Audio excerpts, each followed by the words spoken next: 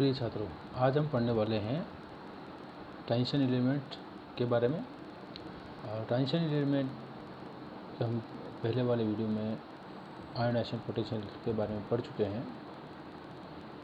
अब हम पढ़ने जा रहे हैं second ionisation energy. The second ionisation energy increases more or less regularly with the increase of atomic number. The value of second ionization energy for chromium and copper are higher than those of their neighbors. This is due to the fact that electronic configuration of chromium plus and Cu plus ions have extra stable 3d5 and 3d10 level. इसका मतलब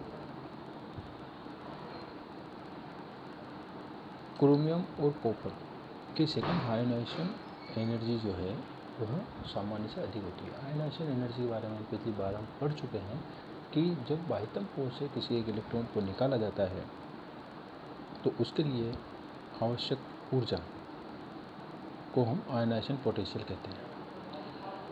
अगर दो electron निकालने हैं तो उसे हम कहेंगे सेकंड आयोनाइजेशन एनर्जी, यानी कि दो इलेक्ट्रॉन बाह्यतम पोल से दो इलेक्ट्रॉन निकालने के लिए आवश्यक ऊर्जा। तो जब हम द्वितीय इलेक्ट्रॉन को निकालते हैं तो हम देखते हैं कि क्रोमियम और कॉपर में से दूसरा इलेक्ट्रॉन निकालने के लिए अधिक ऊर्जा की आवश्यकता होती है अन्य संक्रमण धातु की अपेक्षा, क्योंकि इन दोनों में एक एक इलेक्ट्रॉन निकालने के बाद अर्धपूरित 3d5 और पूर्णपूरित 3d10 वाला कॉन्फ़िगरेशन बचता है। 3d5 और 3d10 अर्धपूरित होता है, पूर्णपूरित विन्यास वाले कॉन्फ़िगरेशन जो है वह अधिक स्थायी होते हैं, इसलिए इनमें से दूसरा इलेक्ट्रॉन निकालना मुश्किल होता है, इसीलिए इनके सेकंड आयोनाइजेशन एनर्जी की वैल्यू ज़्यादा होती है। There is a sudden fall in the value of ionization potential in going from second B, यानी कि आप जिंक वाली श्रेणी, इसके नेम से जिंक तक की जो श्रेणी है वह to third A subgroups. This is because in case of third A group elements the electron to be removed is from 4p orbital which is incompletely filled. इसमें अगर आप देखें तो थर्ड बी, सेकंड बी और third A के जो कुछ elements हैं उनमें आप अंतर पाएंगे। उसका मुख्य कारण है कि बाह्यतम कोश से निकलने वाला इलेक्ट्रॉन किस ऑर्बिटल से निकलता है या किस सब सेल से निकलता है। तो सेकंड बी के आयोनाइजेशन पोटेंशियल ज़्यादा होते हैं थर्ड ए के एलिमेंट की अपेक्षा। उसका कारण सेकंड बी में इलेक्ट्रॉन जो निकलता है वह 4s से निकलता है। 4s में दो इलेक्ट्रॉन होते हैं, यह कम्प्लीटली फिल्डेड है, इसलिए यहाँ से दो इलेक्ट्रॉन निकालना थोड़ा मुश्किल होता है, जबकि थर्ड ए में 4p से इलेक्ट्रॉन निकलते हैं जो कि आसान से निकलते हैं क्योंकि ये इनकम्प्लीट ऑर्बिटल होते हैं। अब हम बात करते हैं वेरिएबल ऑक्सीडेशन स्टेट की। वेरिएबल ऑक्सीडेशन स्टेट परिवर्तनशील ऑक्सीकरण अवस्थाएं। परिवर्तनशील ऑक्सीकरण अवस्थाएं डी ब्लॉक तत्वों का एक ऐसा गुण है जो कि इन्हें पी व पी ब्लॉक तत्वों से पृथक करता है। एस ब्लॉक तत्वों हेतु आवर्त सारणी में उन वर्ग की संख्या यानी ग्रुप नंबर ही उनका ऑक्सीकरण अवस्था होती है।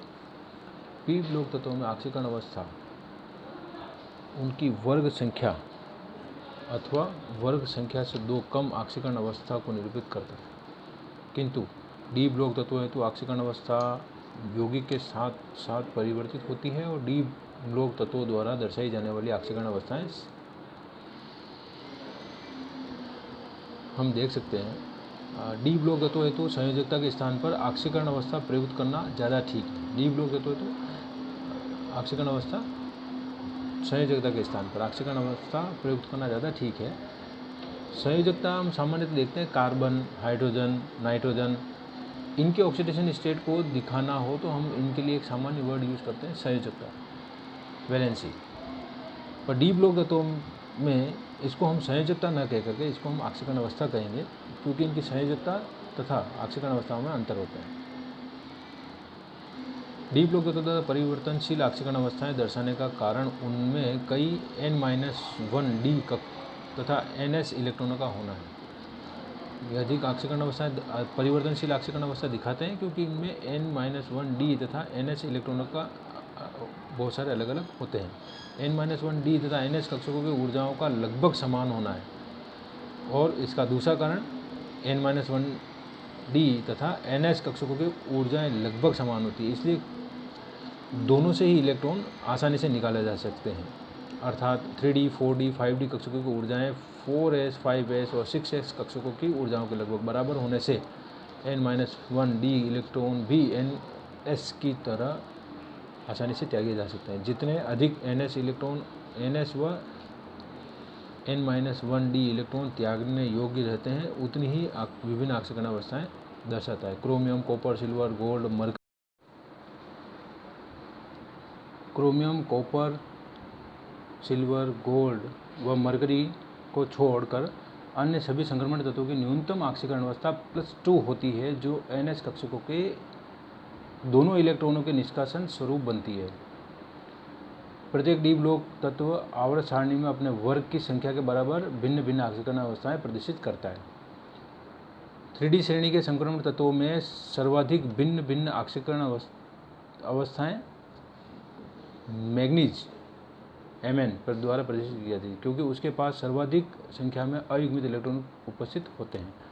Mn के दाएं या बाएं जाने पर क्योंकि अयुग्मित इलेक्ट्रॉन की संख्या में कमी आती है, अतः Mn के दाएं व बाएं स्थित तत्वों की आक्सीकरण अवस्थाओं की संख्या में भी कमी आती है। वर्ग फर्स्ट B11 के तत्वों को छोड़ शेष सभी संक्रमण तत्वों द्वारा दर्शाई जाने वाले आक्सीकरण अवस्था आक्सीकरण संख्या का मान उन तत्वों के आवर्त सारणी में वर्ग समूह की संख्या के बराबर होता है। कोई भी तत्व अपनी अधिकतम आक्सीकरण अवस्था उसके वर्ग की संख्या से अधिक प्रदर्शित नहीं कर सकता। संक्रमण तत्वों के ऊपर से नीचे की ओर जाने पर आक्सीकरण अवस्थाओं का स्थायित्व बढ़ता है।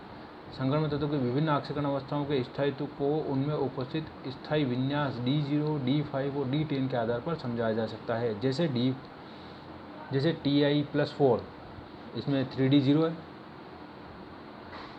Ti+3 3D1 है, इसलिए कम स्थायी है।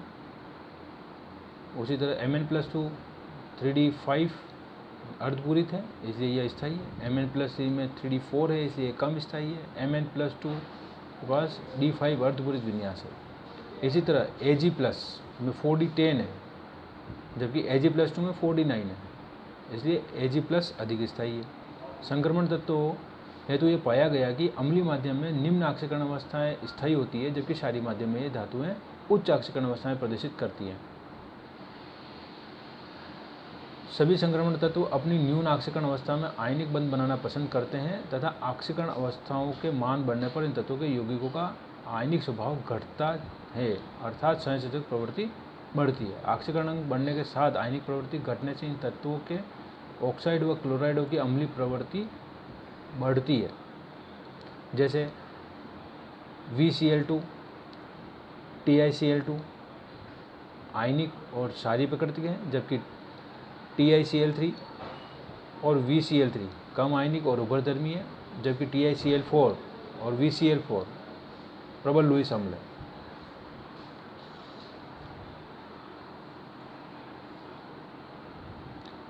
उपरोक्त उदाहरणों में उच्च आक्सीकरण अवस्था में यौगिकों में संयोजक गुण आ जाने का कारण यह है कि जैसे जैसे तत्व की आक्सीकरण संख्या बढ़ती है, तत्व के आयन पर धनावेश में वृद्धि होती है तथा आकार छोटा होता जाता है, जिससे उसकी अपने संयोजी ऑक्सीजन या हेलोजन ऋणायन को ध्रुवित कर संयोजक गुण उत्पन्न करने की प्रवृत्ति फायन के नियम के अनुसार बढ़ जाती है तथा यौगिक संयोजक गुण प्रदर्शित करने लगता है। संक्रमण तत्वों में किसी आवर्त में दाएं से बाएं जाने पर उच्च उत्तर ऑक्सीकरण अवस्था का स्थायित्व बढ़ता है।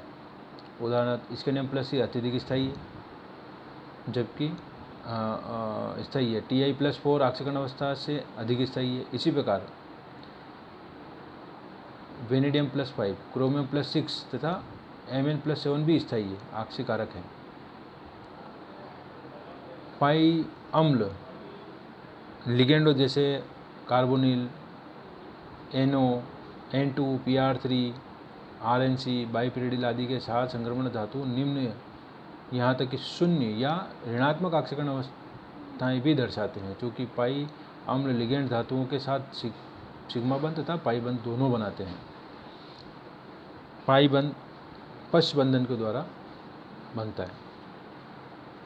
संक्रमण तत्वों की +2+3 ऑक्सीकरण अवस्थाएं असमानुपातिकरण नियम का पालन करती हैं। किसी संक्रमण धातु के लिए कौन सी ऑक्सीकरण अवस्था स्थायी होगी, यह धातु लिगेंड तंत्र की रेडॉक्स अभिक्रिया पर निर्भर करता है।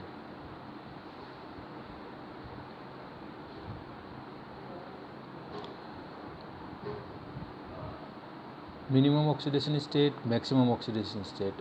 All the transition elements except chromium, copper, Ag, Au and Hg, which have minimum oxidation state of +1, exhibit a minimum oxidation state of +2. Maximum oxidation state. Each of the elements in group B to B can show the maximum oxidation state equal to its group number. For the example, chromium in group 6B show a maximum oxidation state of +6 in Cr2O7 -2 ion. Thank you.